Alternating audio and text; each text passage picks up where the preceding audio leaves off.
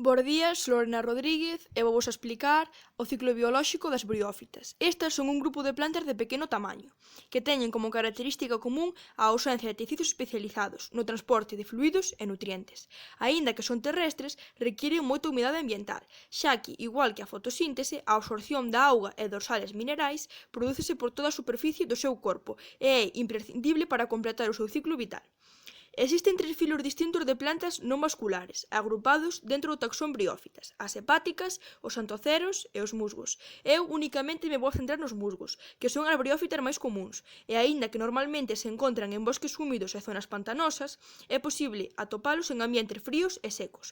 Estes posúen unha falsa raíz, denominada rizoide, un falso talo, o cauloide, e falsas follas, as filoides. O ciclo biolóxico dos musgos comeza coa liberación de esporas haploides. Unha espora xermina e forma unha estrutura filamentosa de poucas células, chamada protonema. O protonema fíxase ao substrato e desenvolve a seguinte fase, o gametófito. Esta é a fase máis aparente e está constituída por unha plantiña formada por rizoides, cauloides e filoides. A continuación, no gametófito diferéncianse os órganos sexuais, formadores de gametos por mitose, os gametanxios, que poden ser de dous tipos, arquegonios ou anteridios. Os arquegonios son os gametanxios femininos e forman un gameto feminino inmóvil chamado oosfera ou ovocélula, e os anteridios son os gametanxios masculinos, os cales forman gametos móviles masculinos flaxelados, que se denominan anterozoides ou espermatozoides.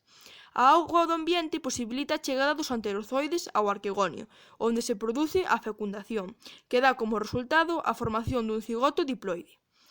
Por último, o cigoto xermina e desenvolve o esporófito.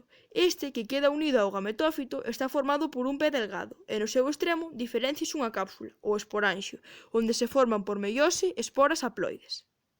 A continuación, volvería a iniciarse o ciclo biolóxico dos musgos.